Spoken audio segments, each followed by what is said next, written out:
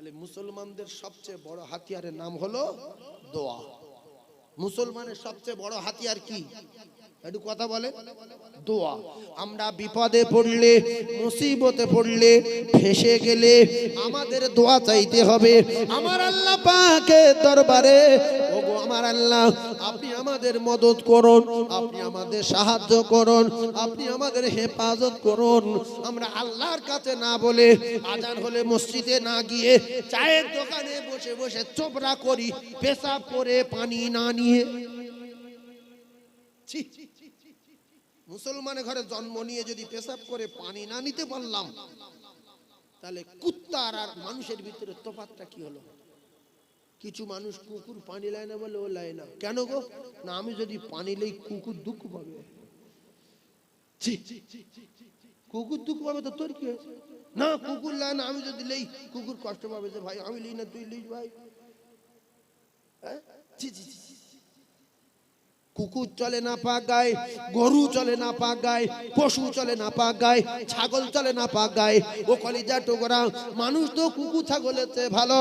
মানুষের পেশাব লাগলে পেশাব করে পানি নেবে না কেন বলো? আল্লাহর কসম, কুকুর জানে না মরে যাব, গরু জানে না মরে যাব, পশু জানে না মরে যাব, ছাগল জানে না মরে যাব, মানুষ জানে মরে যাব। তাই খালার বাড়ি যাই, বোনার বাড়ি যাই, ভাইরাবার বাড়ি যাই, শ্বশুর বাড়ি যাই, দোকানদারি করতে যাই, বাজারে যাই, মাঠে যাই, পেশাব করে পানি নিয়ে মানুষের মতো যাই। কারণ হলো ভাই, মালাকুল মউত কখন আসবে কোরআনে লেখা নাই। অনেক লোক শ্বশুর বাড়িকে মরে গেছে এরকম খবর আসে না নাই?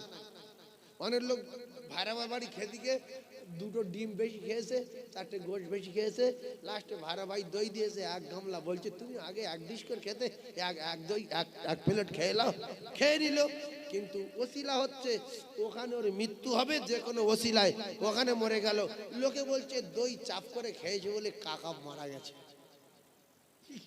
দুটো গোট বেশি খেয়েছে, গ্যাস হয়ে মারা গেছে, যে কোনো ওসিলায় মারা যাবে। তাহলে ভাইরাবার বাড়ি গেলেও লোক মারা যাবে, শ্বশুর বাড়ি গেলেও মারা যাবে, মাঠে কোপাতে কোপাতে মারা যাবে, বাজারে যেতে যেতে মারা যাবে, অনেকে দোকানদারি করতে করতেও মারা গেছে, আছে না নাই?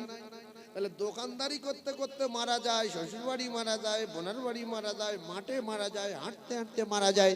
তো পেশাব করে পানি নেওয়া থাকলে অন্তত পাক অবস্থায় মারা যায়, সরকুকুরির মতো না মরে। আমার কথা বুঝতে পারেননি? তাহলে জানোয়াররা পাক অবস্থায় মরে না নাপাক অবস্থায়? জোরে বলেন। জানোয়াররা নাপাক অবস্থায়, মোমেন মরবে পাক অবস্থায়। আমরা আমরা আমরা 5 ওয়াক্ত নামাজ না পড়তে পারি, মাঝে মাঝে পড়ি, শুক্রবার পড়ি, রমজানে রোজা রাখি, আমাদের ঈমান আছে, আমরা বেঈমান না। হয়তো গুনাহ বেশি, কিন্তু আমরা ঈমানদার। আমরা কি বললাম? ঈমানদার। তাহলে ঈমানদার মরবে পাক অবস্থায় না নাপাক অবস্থায়? পাক অবস্থায়। আপনারা রাগ করবেন না, রাসূলুল্লাহ বললেন আকসারু আযাবিল কবরি মিনাল বাউল, অধিকাংশ কবরে আযাব হতে দেখা যায় একমাত্র পেশাবের ছিটের কারণে।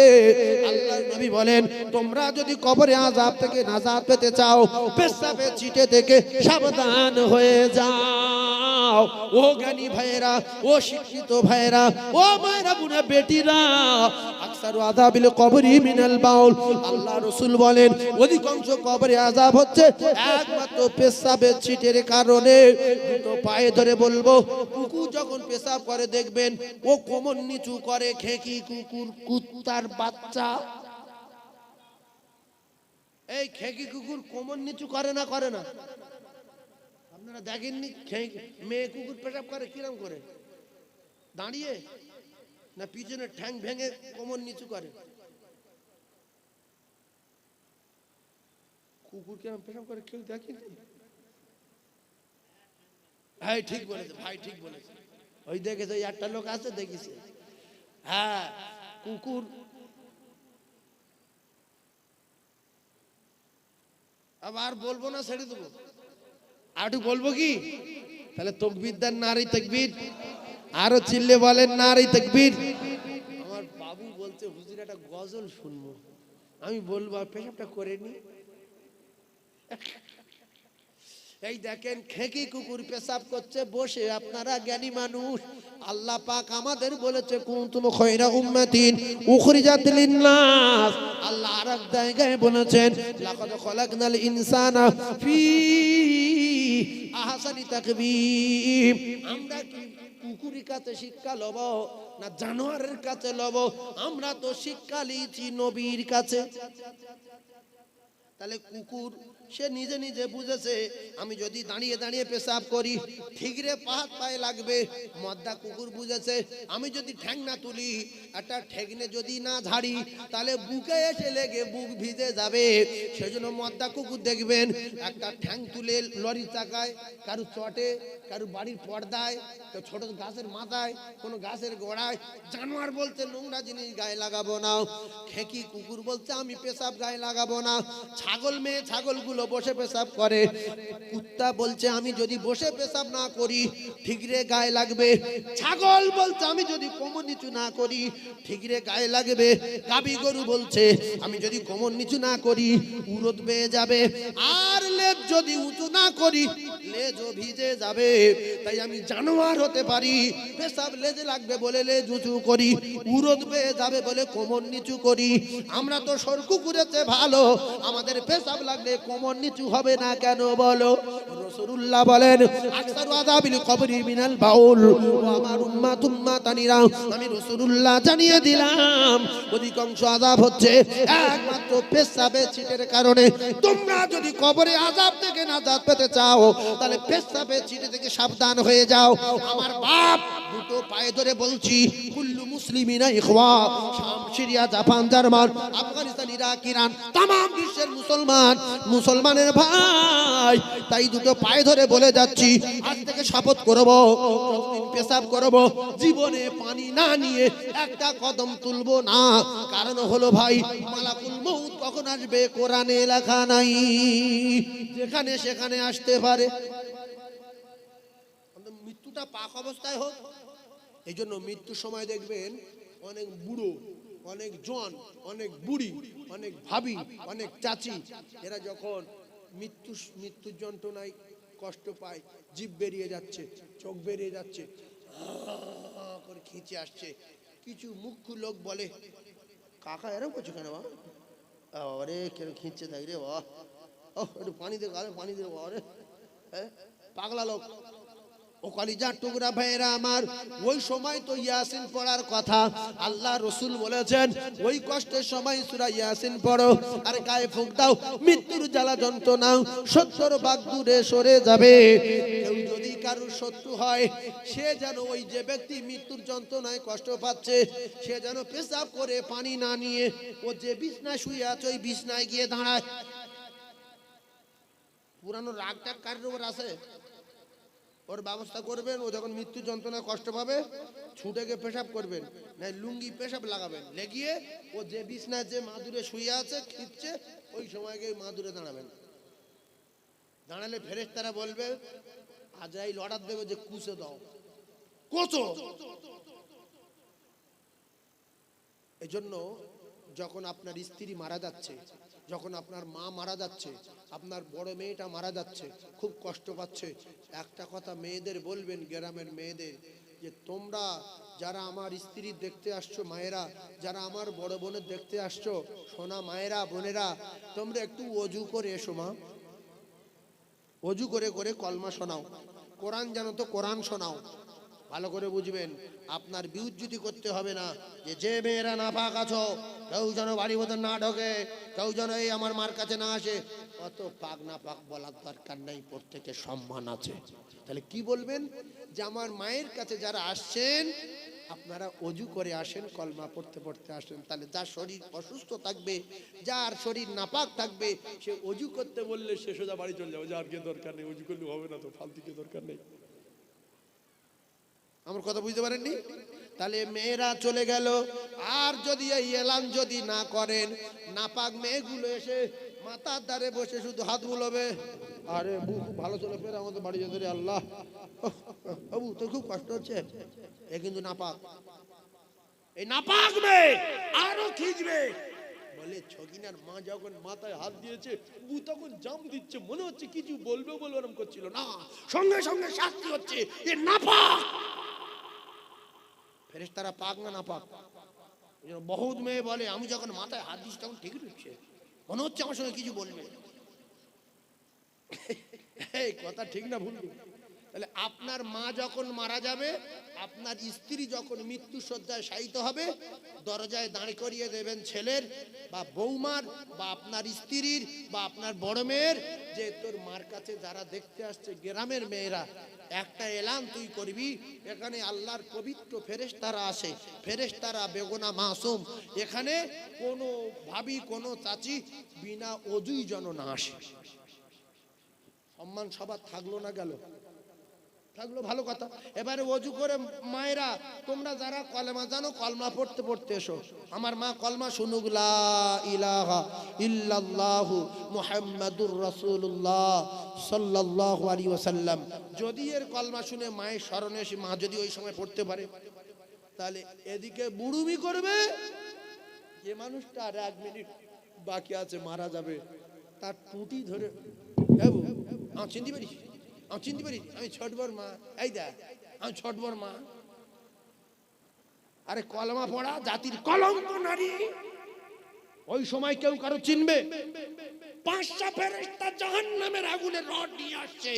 আল্লাহ রাসূল বলেছে যে মৃত্যু শয্যায় শায়িত হবে সে নিজে আল্লাহর মালায়েকা আজরাইলকে দেখতে পাবে।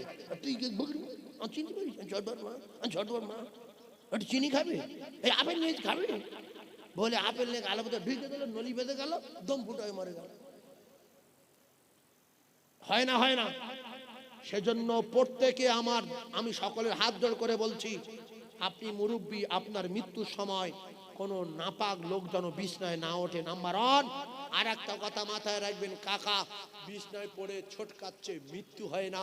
এজন্য বহু আলেম, বহু মাওলানা, বহু মুরব্বী, বহু হাজী সাহেব ওই লাশের কাছে, ওই মৃত্যু ব্যক্তি যে মৃত্যুর যন্ত্রণায় কষ্ট পাচ্ছে, ওর কাছে গিয়ে কি বলছে, হাজী সাহেব গিয়ে বলছে, আবা এই শোন তোমার আব্বা, বলছে হ্যাঁ কাকা আমার আব্বা, বলছে তাড়াতাড়ি করে গোসল করাও, বিছনা পাল্টে দাও। যেই গোসল করালো, বিছনা পাল্টে দিল, দেখলো বিছনায় পেশাব ছিল, বিছনায় পায়খানা ছিল, ভিতরে পায়খানা করেছে, গায়ে ক্ষমতা নেই, পাছায় পায়খানা আটকে আছে। আজরাইল শাস্তি দিচ্ছে, 5টা ফেরেশতা জাহান্নামের আগুনের রড মারছে, বিছনায় পেশাব, তাড়াতাড়ি গোসল করিয়ে পরিষ্কার করে দিল, বিছনা পাল্টে দিল, শোয়ানোর সঙ্গে সঙ্গে জান কবজা হলো। এই ঘটনা ঘটনা ঘটনা। সেজন্য মা বাপের ইন্তেকালের সময় দেখবেন কোন নাপাক লোক যেন আপনার বাপের বিষয় না ওঠে। হ্যাঁ, পুরানো শত্রু যদি কেউ হয়, সে যদি প্ল্যান করে আসে বুঝতে পারবো না, সেভাবে আলাদা। মা বাপের বিছনা জীবনে নাপাক রাখবো না। মায়ের কদমের তলায় আল্লাহর জান্নাত। চিল্লে বলুন সুবহানাল্লাহ। আর জোরে বলেন। তাহলে আজ থেকে পেশাব করে পানি না নিয়ে একটা কদম তুলবো না। আমি কিন্তু নামাজ পড়ার কথা বলিনি, শুধু বলেছি বাপ পেশাব করে পানি লে। আপনি যখন পেশাব করে পানি নিয়ে থাকবেন তখন আপনি নামাজ পড়ার মন চাইবে যে আমি তো পাক আছি। ইমাম সাহেব বলছে, ও আব্দুর রহিম বাপ, এসে জামাতটা করে নিয়ে যাবো, 3 জন লোক, তুমি আইলে 4 জন হবে। যদি আপনার পেশাব করে পানি নেওয়া থাকে, আপনার খুব আসানির সঙ্গে নামাজ পড়তে মন চাইবে। আর যদি পেশাব করে পানি না নেন, তোরা পড়, আমার অসুবিধা, তোরা পড়, মানে বুড়ো পেশাব করে পানি লাই নিয়ে কথা বুঝতে পারেননি। এ জোয়ান ছেলেটা ডাকছে, ও পেশাব করে পানি লাইনি, জানাজা হচ্ছে সামনে, আরে মোটরসাইকেল গেল, পিছের রাস্তা জাম, চা করে ব্রেক মেরে দাঁড়িয়ে গেছে, শুধু ভাবছে এদিকে গো মারে, ওদিকে গো মারে, সব দিকে বন্ধ, দাঁড়িয়ে আছে। এক বন্ধু বলছে চলে যায়, আর 1 মিনিট বাকি আছে। ও তখন বলছে, মানে কি বলছে বলো তো, চুপ কর, ডাকি, আরে 1 মিনিট বাকি আছে, আয়। বলছে অসুবিধা আছে, আর আয় না, শরীর খারাপ। তোর 18 বছর ছেলে, তোর কি শরীর খারাপ, তোর কি হয়েছে? আসলে পেশাব করেছে পানি লাইনি। যদি ভালো বংশের ছেলে হতো, বাম্মা যদি ওর শিখিয়ে দিত, ও যদি পেশাব করে পানি নিয়ে থাকতো, আল্লাহ রাসূল জানান, ও যদি জানাজায় শরীক হতো, 1 কেরাত সওয়াব ওর নামায় আমালে লেখা হতো, একটা উহুদ পাহাড় পরিমাণ সওয়াব ওর নামায় আমালে লেখা হতো। আর যদি জানাজা পড়ে মাটি দিত আর একটা উহুদ পাহাড় পরিমাণ সওয়াব ওর নামায় আমলে লেখা হতো। ও কলিজার টুকরা যুবকেরা, তোমরা যদি পেশাব করে পানি নিয়ে থাকতে তাহলে ওই জায়গায় দাঁড়িয়ে দাঁড়িয়ে দুটো উহুদ পাহাড় পরিমাণ সওয়াব ছেড়ে দিতে না। তাই পেশাব করে পানি নাওনি বলে দুটো উহুদ পাহাড় পরিমাণ সওয়াব ছেড়ে গেল। এরপরে কি হবে শুনে রেখে দেন, কিয়ামতের মুসিবতের দিন, ময়দানে মাশরের দিন, সেদিন একটা নেকির জন্য পাগল হয়ে যাবে, একটা নেকির জন্য পেরেশান হয়ে যাবে। আল্লাহর কসম বেটার কাছে গেলে দেবে না। অনেক মুরব্বী আছে, অনেক টুপি দাড়িওয়ালা আছে, এরা যা মনে করে করুক। এরা জানাজার নামাজ পড়ে অনেকে চলে যায় দোকান খুলতে, অনেকে চলে যায় গরু খাওয়াতে, অনেকে চলে যায় মাঠে সবজি তুলতে। যে জানাজা পরিচি হয়ে গেছে, মাটি ওরা দিক। তোমার মতো মানুষের যদি জানাজায় তুমি না আসতে, জানাজা হয়ে যেত, তুমি না আসলেও হয়ে যেত, না হতো না। কথা বলেন, আমি যদি জানাজায় না যাই, জানাজা বাকি থাকবে কি? এই এই এই উড়িয়া পাড়ার একজন মুসলমান যদি মসজিদে না আসে শুক্রবার, নামাজ বন্ধ থাকবে না নামাজ হয়ে যাবে? নামাজ হয়ে যাবে। তাই অনেক মুসলমান বলে জানাজা পড়া হয়ে গেছে, এবার দোকান খুলি, এবার সবজি তুলি, ভ্যান দাঁড়িয়ে রয়েছে। তুমি যদি না আসতে জানাজা হয়ে যেত।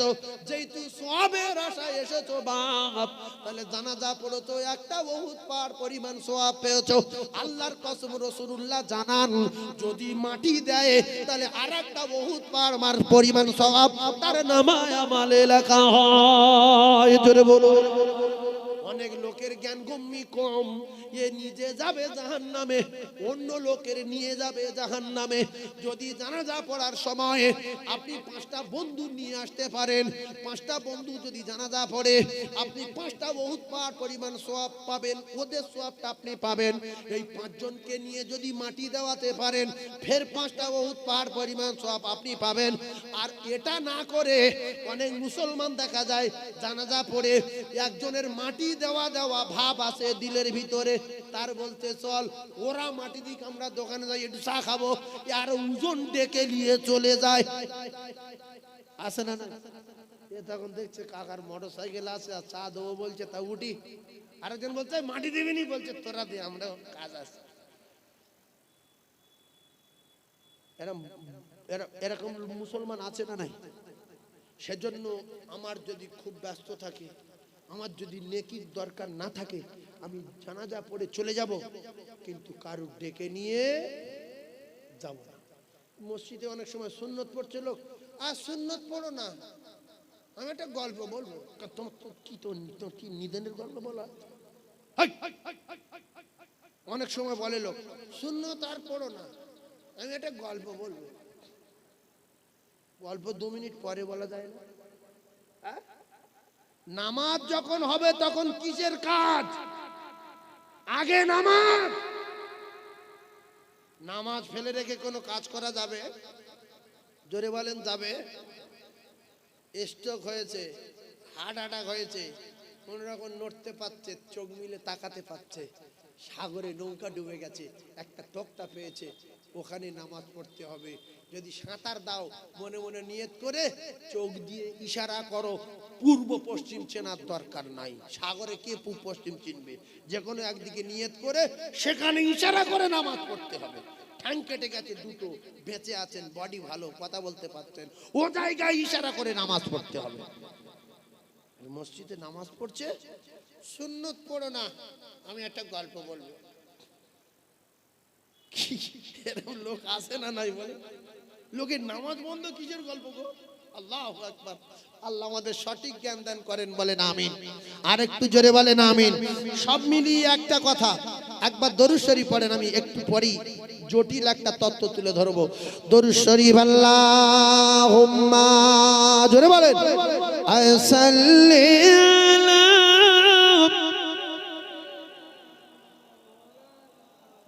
ওয়া আলা আলি সাইয়্যিদিনা।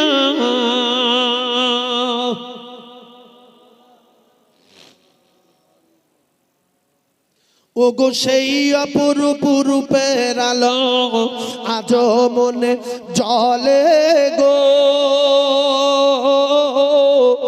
গো সেই অপরূপ রূপের আলো আজও মনে জ্বলে গো,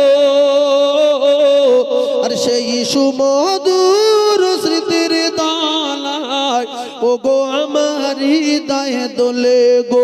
ও গো সেই যে কবে তোমার সাথে প্রথম পরিচয়, ও গো সেই যে কবে তোমার সাথে প্রথম পরিচয়, আর আরে নয়নে চোখাচোখি হৃদয় বিনিময়, ও গো সেই অপরূপ রূপের আলো, ও গো সেই অপরূপ রূপের আলো আজও মনে জ্বলে গো, সেই সুমধুর স্মৃতির দোলায় ও গো আমার হৃদয়ে দোলে গো। তাই আসবে কি না দয়া করে, তাই আসবে কি না দয়া করে আমার কুঁড়ে ঘরেতে, আর তোমার রূপের আলোয় মনের আধার আলো করে যে আমি ভুল করেছি বারে বারে, ও গো তোমায় ভুলে ভুলে আমি ভুল করেছি বারে বারে, ও গো তোমায় ভুলে ভুলে, আর তোমার প্রেমের বাঁধন তবু নাওনি তুমি খুলে। জোরে বলুন সুবহানাল্লাহ, আর জোরে বলুন সুবহানাল্লাহ। গজলটা হচ্ছে আলাস্তু বিরাব্বিকুম ক্বালু বালা। আমরা সবাই আল্লাহর সঙ্গে কথা বলেছি, আল্লাহর সঙ্গে কথাবার্তা কমপ্লিট করে পৃথিবীর জমিনে এসে কোটি কোটি অন্যায় করার পরে আল্লাহর প্রেমের বাঁধন আজও খুলে লাইনি। আল্লাহ বলছে তোরা যে যা করেছিস আমি জানি, এখনো রহমতের দরজা খুলে রেখেছি, চলে আয়। আল্লাহর সঙ্গে সবাই কথা বলেছি তো, জোরে বলেন। আল্লাহ আমাদের সবার জিজ্ঞাসা করেনি আলাস্তু বিরাব্বিকুম, রূহ জগতে উত্তর দেইনি ক্বালু বালা। ও গো সেই যে কবে তোমার সাথে প্রথম পরিচয়, আর আরে নয়নে চোখাচোখি হৃদয় বিনিময়। এখন শুধু মনে আল্লাহ, দিলে আল্লাহ, অন্তরে আল্লাহ, আর আল্লাহর দেখতে পাইনি। ও গো সেই যে কবে তোমার সাথে প্রথম পরিচয়, আর আরে নয়নে চোখাচোখি হৃদয় বিনিময়। তাই তোরি আমার ডুবু ডুবু, আমি হাল ছাড়িনি এখন তবু, তোরি আমার ডুবু ডুবু, আমি হাল ছাড়িনি এখন তবু, ভিড়াও আমার তোরি খানি, ও গো তোমার প্রেমের কুলে সেই অপরূপ রূপের আলো আজও মনে জ্বলে গো, সেই সুমধুর স্মৃতির দোলায় ও গো আমার হৃদয়ে দোলে গো। আমি ভুল করেছি বারে বারে, ও গো তোমায় ভুলে ভুলে, আর তোমার প্রেমের বাঁধন তবু নাওনি তুমি খুলে। জোরে বলুন, আর জোরে বলুন সুবহানাল্লাহ। আল্লাহ যদি আমাদের বোবা করে দেয়, পঙ্গু করে দেয়, আল্লাহ যদি আমাদের অঙ্গহীন করে দেয়, অন্ধ করে দেয়, খুশি না বেজার, ভালো না খারাপ? এটা খারাপ হবে আমার জন্য? আমার অন্ধ করে দিয়েছে, পঙ্গু করে দিয়েছে, আল্লাহর রহমতের দরজা এখনো আমাদের জন্য খুলে রেখেছে। আল্লাহ আমাদের তাড়িয়ে দেয়নি। আল্লাহ যেন আমাদের সকলের কবুল করে নিয়ে সেই রব্বুল আলামিনের কাছে দোয়া চাই, আল্লাহ যেন আমাদের পাক পবিত্র অবস্থায় ঈমানি হালতে জুমার দিনে মওত দেন, বলেন আমিন। শুক্রবার কে কে মরবেন? যার যে শুক্রবার মরবে সে হাত তুলে দেখা, যে শনিবার মরবে সেদিন হাত না তোলে, আল্লাহ তা যেন কবুল না করে। হাত তোলেন, নারাই তাকবীর। এবারে হাত নামান। যে শুক্রবার মরবে এর কবরের আযাব নাই, এর কবরের আযাব নাই। রাদিতু বিল্লাহি রাব্বান ওয়া বিল ইসলাম দীনা আবি মুহাম্মাদিন নবিয়্যা, কি জিজ্ঞাসা করবে না, যাবে শুয়ে ঘুমাবে। মরো শুক্রবার মরো, 20 খেলে হবে না, এমনি মরতে হবে আল্লাহ যদি লাই। এসো শুক্রবার মরো, তবে শুক্রবার মরতে গেলে যিনি মউত দেন তার বাড়ি মসজিদ, যিনি মউত দেন তার বাড়ি কোথায়? মসজিদ। মসজিদে গিয়ে প্রত্যেক দিন দোয়ার পরে বলবেন, আল্লাহ আমার একটা দাবি, শুক্রবার মরবো। কারণ নবী বলেছে কবর বিরাট কঠিন জায়গা, ওখানে পোকামাকড়ের ঘর, সাপ বিচ্ছুর ঘর, মাটি চাপ দেবে। নবী হাত দিয়ে দেখিয়ে দিয়েছে। তারপরে দুটো ফেরেশতা আসবে, হিসাব নেবে, প্রশ্ন করবে। কত ঝুল জামাইলে আমি যাবো না, আমার শুক্রবার মউত দেন, আমি আপনার কাছে হাত তুলেছি ফকিরের মতো, আল্লাহ এই দোয়াটা আমার কবুল করেন। আল্লাহ চায় আপনার জুমার দিনে মউত দেবে, আর যদি জুমার দিনে মরতে পারেন কবরের আযাব থেকে নাজাত পেয়ে গেলেন। জোরে বলুন। তাহলে কি বার মরবো? শুক্রবার। শুক্রবার মরলে কবরের আযাব হবে না। এইবারে কিছু লোক আছে মনে মধ্যে ফুসফুস ফুসফুস করছে, যে নামাজ পড়ান সে যে শুক্রবার মরে। উরির তো দরকার, শুক্রবার তো উরির দরকার। কারণ শোনেন, আপনি নামাজ পড়ে কাঁদেন, আল্লাহর কাছে কাঁদেন যে শুক্রবার। কে নামাজ পড়ে না পড়ে আপনার টেনশন করার দরকার নেই, আপনি কোন দিন মরবেন সেইটা পাবেন। একজন লোক জীবনে 4 বার নামাজ পড়েছে। কবার? 4 বার।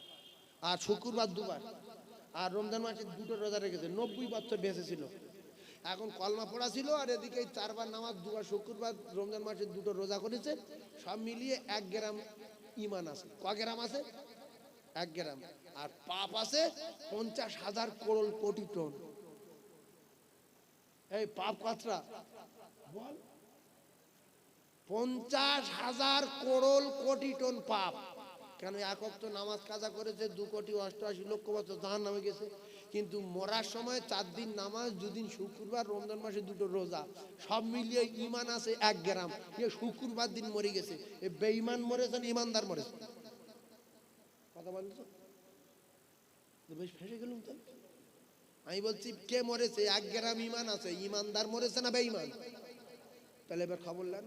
রসুল বলে যদি কোনো ঈমানদার মরে শুক্রবার, তার কবরে আযাব মাফ। ঈমান 1 গ্রাম থাকলে আসে না নাই? তাহলে আমি বেঈমান না ঈমানদার? জোরে বলেন। ঈমানদার। এইবারে আল্লাহ পাক কি করবে না করবে কিয়ামতের মাঠে সে আল্লাহ হিসাব নেবে। কবর থেকে তো লাইন পেয়ে গেলাম, কবর থেকে তো লাইন পেয়ে গেলাম। এজন্য কি বার মরবেন? জোরে বলেন কি বার? আর জোরে বলেন, নারে তাকবীর। আল কোরআনের আলো, আল হাদিসের আলো, নারে তাকবীর। এই যে কলমগুলো খারাপ হয়ে আছে, কলম কটা ফ্যাসিলিটি বলছি শোনেন। আপনাদের এখানে হঠাৎ রমজান মাসের ঈদের দিন ঝড় উঠেছে, পানি হচ্ছে, নামাজ পড়তে পারবেন না ঈদের নামাজ, নাম্বার 1। এরপরে হঠাৎ করে দেখা গেল জলসা দেওয়া হবে, প্যান্ডেলের দরকার 25,000 টাকা বাজেট, ওটাও বেঁচে গেল। এরপরে আপনাদের এই ঈদগার মাঠে হঠাৎ করে কোনো গরিব মানুষের বিয়ে হচ্ছে, তো কি করবে? প্যান্ডেল করতে পারছে না, চল ঈদগার ভিতরে লোকগুলোর খাইয়ে দে। সে 2000 দিক 1000 না দিক, সেটা সওয়াব হবে, সেটা আপনাদেরও সওয়াব হবে। এরপরে হঠাৎ করে আপনাদের কারো জানাজা হয়ে গেছে, প্রচন্ড পানি হচ্ছে, সকাল থেকে পানি শুরু, কাকার মাটি দেওয়া যাচ্ছে না, শাট করে এর ভিতরে জানাজাটা হয়ে যাবে না যাবে না? কথা বলেন। যদি মনে হয় যে খুব ভালো জিনিস হবে, খুব ভালো জিনিস হবে, তাহলে এই একটা কলম তোলা আছে, 1005 টাকা যদি হয়, ওই ভিত থেকে শুধু কটা সিমেন্ট আর স্টোন শিপ দিয়ে ঠেলে 7 পর্যন্ত তুলবে।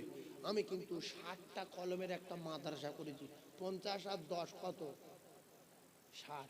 অনেকে বলবে 7টা, 5 আর 2 7, ওইরকম না, 50 আর 10 6 শুনে বলি বুঝতে পারবি। 60 খালি কলম সম্পর্কে বুঝি, এই যা আছে মোটামুটি 5টা করে 1000 টাকা যদি দেন, ইল্লা মিন সাদাকাতিন জারিয়া, কিয়ামত পর্যন্ত সে কবরে শুয়ে শুয়ে নেকি পাবে, কবরে শুয়ে শুয়ে নেকি পাবে। প্রত্যেক বছর জলসা হবে, 25,000 টাকা প্যান্ডেলটা বেঁচে যাবে। কোনো মিটিং হলো, কোনো কিছু হলো, চল ঈদগায় চল, মসজিদের ভিতরে না বসে এখানটায় বসলেন, কি সুন্দর ছাদের তলায়, এত সুবিধা হবে। হঠাৎ করে কুরবানির সময় বিরাট পানি হচ্ছে, কি করবি? সব বললে চল ঈদগার মাঠে চল। কথা ঠিক বললাম না ভুল বললাম? এইটা যদি কারোর মাথায় লাগে, সাদগাই জারিয়া হবে। একজন 5টা 1000 টাকা বলতে পারবেন যে আমি একটা কলমের দাম দিলাম, উঠে আছে ওখান থেকে ছাদ বন্ধ ঠেকাবো, 5টা 1000 টাকা আমি দেব, আপনি আমার জন্য প্রথম দোয়া করেন, আমি তার জন্য একটু হাত তুলে দোয়া করব। 50,000 বলবো না। এই গ্রামের যা লোক আছে, আল্লাহর কসমকে বললে ভুল হবে না, পুরো কলমটা একা তুলে দেওয়ার ক্ষমতা রাখে। নবীর মেম্বারে বসে বলছি, সেরাম লোক আছে না নাই? বলেন। কিন্তু ও দেবে না। আমি ফট করে একা যদি জান্নাতে চলে যাই, কতটা খারাপ জিনিস। গ্রামের লোক সব নিয়ে যাবো, এই গ্রামের লোকের যদি নিয়ে যান, একজন 5টা 1000 টাকা বলতে পারবেন যে আমি এই ঈদগার ময়দানে ছাদের কলমের জন্য আমি 5টা 1000 টাকা দেবো, একটু দোয়া করুন, আমি তার জন্য হাত তুলে দোয়া করব। একজন মোমেন প্রথমে একটু হাত তুলে দেখাবেন। এই কচি, এই দেখো জ্ঞানী লোক আমার শরীফ ভাই বুঝেছে যে আমরা তো মরে যাবো। বিশ্বাস করুন, হঠাৎ যদি আমাদের কারো ছেলে একটা কাল মরে যায়, আজ রাত থেকে যদি বিরাট পানি হয়, আর এখানে যদি ছাদ দেওয়া থাকে, সবাই বলবে ঈদগার মাঠে সব। কথা ঠিক না ভুল? সবাই কি বলবে? ছাদের তলায় সব, ওখানে জানাজাটা হয়ে যাক। আরে বিরাট ছাদ, প্রচুর লোক জানাজায় ধরবে, ঈদের নামাজ হবে, কি সুবিধা হবে। যেদিন হয়ে যাবে সেদিন বুঝতে পারবেন। আল্লাহু আকবার। মসজিদে অনেক লোক হলো, জায়গা ধরছে না, চল মেম্বার সোজা করে পশ্চিমে এইদিকে নাকি এইদিকে, তো তাহলে লাইন দেন, সব লাইনে নামাজ পড়ো, হোক 10,000 লোক হোক, চলো। বৃষ্টি হচ্ছে, কোনো ব্যাপার না। তো আর একজন বলবেন আমার ভাই দিয়েছে কত, 5,000, কি নাম? শরীফুল ইসলাম, এখানে বাড়ি। শরীফ ভাইয়ের এখানে বাড়ি। আল্লাহ আমার শরীফ ভাইয়ের হায়াতে বরকত দেন, সবাই আমিন বলেন। মৃত্যুর আগে আল্লাহ মদিনা দেখান, বলেন আমিন। শরীফ ভাইয়ের মাইমুরবি জান্নাতি, বলেন আমিন। আল্লাহ আমি গুনাহগার, দোয়া চাই মুসাফির। রাসূলুল্লাহ বলেন মুসাফিরে দোয়া কবুল হয়, মুসলিমে দোয়া কবুল হয়, মা বাপে দোয়া কবুল হয়। আল্লাহ ঈদগাহ ময়দানে ছাদের জন্য আপনার পাগল শরীফ 5,000 টাকা দিল। আল্লাহ একটা বার আপনি আপনার বাড়ি কাবা দেখাবেন, বিশ্ব নবী রওজা জিয়ারত না করায় আল্লাহ মউত দেবেন না। জোরে বলুন আমিন। আর একজন 5,000 টাকা, ইল্লা মিন সাদাকাতিন জারিয়া। রাসূলুল্লাহ বলেন কিয়ামত পর্যন্ত কবরে সওয়াব পাবে। ছেলের জন্য রেখে যাবে, আল্লাহর কসম পরিচয় দেবে না। মেয়ের জন্য রেখে যাবেন, আল্লাহ বলতে পরিচয় দেবে না। ইয়াউমা ইয়াফিরুল মারউ মিন আখি ওয়া উম্মিহি ওয়া আবিহি ওয়া সাহিবাতিহি ওয়া বানি। কার জন্য জমি রেখে যাচ্ছেন সে কে? কার জন্য দোকান রেখে যাচ্ছেন সে কে? মৃত্যুর আগে দোকান মসজিদের নামে লিখে দেন। জমি জায়গা থাক, ওরা পারে করে নেবে। এর নাম হলো কোরআন বিশ্বাসী মোমেন। কারণ পৃথিবীর জমিনে কোনো মা বাপ আল্লাহর কসম তার সন্তানের রুজির মালিক না। বাপের যে রুজির মালিক, বেটার তিনি রুজির মালিক, তিনি হলেন আমার আল্লাহ। কুকুরের যিনি রুজির মালিক, পশুর তিনি রুজির মালিক। ওয়া মা মিন দাব্বাতিন ফিল আরদি ইল্লা আলাল্লাহি রিজকুহা। কোরআন যদি বিশ্বাস করেন। আর একজন বলেন 5,000 টাকা, আল্লাহ নিজে জানিয়েছে মান জাআ বিল হাসানাতি ফালাহু আশরু আমসালিহা। আমার ভাই হাত তুলে দেখেন, জ্ঞানী মানুষ আলাদা। কি নাম গো? আবু তালিব। আয় আল্লাহ, আবু তালিব নাম। আল্লাহ গো 5,000 টাকা দিল, এখানে ছাদ হবে। বাবাজি বুঝেছে এখানে কত উপকার হবে। মানুষ জানাজার নামাজ পড়বে, ঈদের নামাজ পড়বে, কোরআনের মাহফিল হবে। বিনা ছাদে 25,000 টাকা করে বেঁচে যাবে। কেউ মিলাদ দিচ্ছে, গরিব মানুষ, তার বাড়ির মিলাদ দেওয়ার জায়গা নাই। ঈদগাহ কমিটির বলল বাবু ওর ভিতরে মিলাদ দেবো, বলবে যাও। আল্লাহু আকবার। এবার আপনি যদি মনে করেন যে প্যান্ডেলে 5,000 টাকা যেত, ঈদগাহ প্যান্ডেল করা আছে, এ ভাই 2,000 টাকা নে। তোমার নাম কি? মুস্তাকিম। আমার মেয়ের বিয়ে প্যান্ডেল করতে পারছি না, বিরাট পানি হচ্ছে বাবা, ঈদগার মাঠে গিয়ে ওখানে বিয়েটা দিয়ে নেই। তা ঠিক আছে, ওরা তো পাক পবিত্র অবস্থায় আসছে, বিয়ে হবে, তা ঠিক আছে বসো, প্যান্ডেল খরচ 5,000, তুই 1,000 দাও, সেটা ঈদগায় থাকবে, ওখানে প্লাস্টার করতে হবে, এখানে মার্বেল দেবো, কি সুবিধা হলো? আচ্ছা, গরিব মানুষের মেয়েটার বিয়ে ভেঙে না গিয়ে, দিন না পাল্টে এই ঈদগার মাঠে যদি বিয়েটা হয়ে যায়, এতে আল্লাহ ঈদগাহ মাঠ কমিটির উপরে খুশি না বেজার? জোরে বলেন। আর যে লোকের মেয়ের বিয়ে দিয়েছে সে তো বিরাট খুশি, সে দোয়া করবে, আল্লাহ আমাদের গ্রামের এই ঈদগাহ কমিটি আল্লাহ এদের হায়াত দারাজ করো, আল্লাহ আমি কি খুশি, প্যান্ডেল করতে পারিনি, পানির সময় ওর ভিতরে আমার সব যাত্রীগুলো খেয়েছে, আল্লাহু আকবার, কত উপকার হবে আপনারা দেখবেন। দুজন 5, 5, 10, আমার আবু তালিব ভাই দিয়েছেন 5,000, 3 নম্বরে একজন দেবেন, আয় বাপজি বুঝেছে, জ্ঞানী মানুষ বুঝতে পেরেছে, মাথায় ঢুকে গেছে যে আমি তো মরবো একদিন। আবুল খয়ের, এই লাইনে কটা কলম আছে? এই লাইনে 5টা, 3টে হয়েছে। আবুল খয়ের বাবু তকবীর দেন, নারী তাকবীর। আমার বাবজি আবুল খয়ের সাহেব বলেন জিন্দাবাদ, আমার বাবজি আবুল খয়ের সাহেব বলেন জিন্দাবাদ, তার মাই মুরবি জান্নাতি বলেন আমিন। আল্লাহ জুমার দিনে মউত দেবেন বলেন আমিন। আল্লাহ মৃত্যুর আগে রাসূলুল্লাহ রওজা জিয়ারত করাবেন বলেন আমিন। একটু আমিন বলেন, বলেন আমিন, একটু জোরে বলেন আমিন, নারী তাকবীর।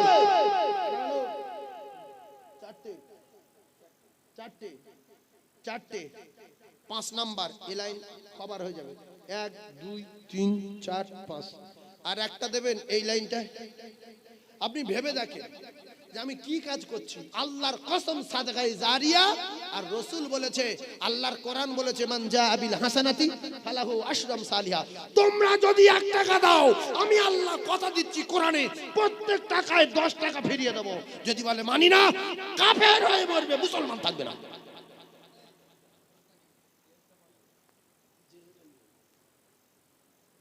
এখানে বলো গোপন দান 5,000, 5 নম্বরে, 5 নম্বরে আমার বাপজি কি নাম? জেহের বাবু 6, তাহলে ও লাইন হয়ে গেল, এই লাইনে একটা হয়ে গেছে। 7 নম্বর হাসান বাবু। আয় আল্লাহ আপনার পাগলদের দান কবুল করুন। মুসাফির, আল্লাহ আপনার দরবারে দোয়া চাই, আমার হাসান বাবু আল্লাহ 7 নম্বরে একটু তাকবীর দেন, নারে তাকবীর। আল্লাহদের হায়াতে দারাজ করুন, আল্লাহ আমাদের সকলের ব্যবসায় বরকত দিন, আমাদের দোকানে বরকত দিন, বাচ্চা কাচ্চা হায়াত দারাজ করুন।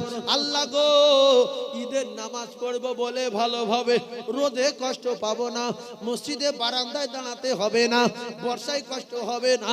আমরা এমন একটা জিনিস করে যাচ্ছি, আমরা মরে যাওয়ার পরে মানুষ আমাদের ভালো বলবে। আল্লাহ যারা ঈদগাহ করেছে ওদের ভালো রাখুন কবরে। 8 নম্বরে একটা বলবেন, আল্লাহর কসম জান দিয়ে এটা করেন, ছেলের জন্য দোকান রেখে যাবেন না, বিক্রি করতে দেবেন। আচ্ছা, কেউ যদি 25টা ছেলে জন্ম দেয় আর একটা দোকান যদি না কেনে, 1 কাঠা জমি যদি না কেনে ছেলের জন্য, ও মরে গেলে ওর কবরে ধরবে কি যে ছেলে জন্ম দিয়েছে জমি কিনিনি কেন? ধরবে? রাসূল বলেছে না, ও সব ও যার যেটা নসিবে দেখে, আল্লাহর কসম তার জন্ম হওয়ার আগে সব লেখা হয়ে গেছে, ও কি করবে না করবে। তুমি কোন জায়গার কে পকেটি বাচ্চা? তুমি তোমার ছেলের কি করবে? তুমি যখন স্বামী স্ত্রী আলাদা হয়ে গিয়েছিলে, খেতে পারোনি, চাল জোগাড় করতে পারোনি, তোমার ছেলে হলো যখন, দোকান কিনলে, মেজে মেয়ে হলো, গাড়ি কিনলে, সেজে ছেলে হলো, জমি কিনলে, আল্লাহ বলছে এগুলো আমি ওদের দিয়েছি, তাই ওর বাপের হাতে গিয়ে পড়েছে। লিখে রেখে দেন, স্বামী স্ত্রী যখন ছিলেন তরকারি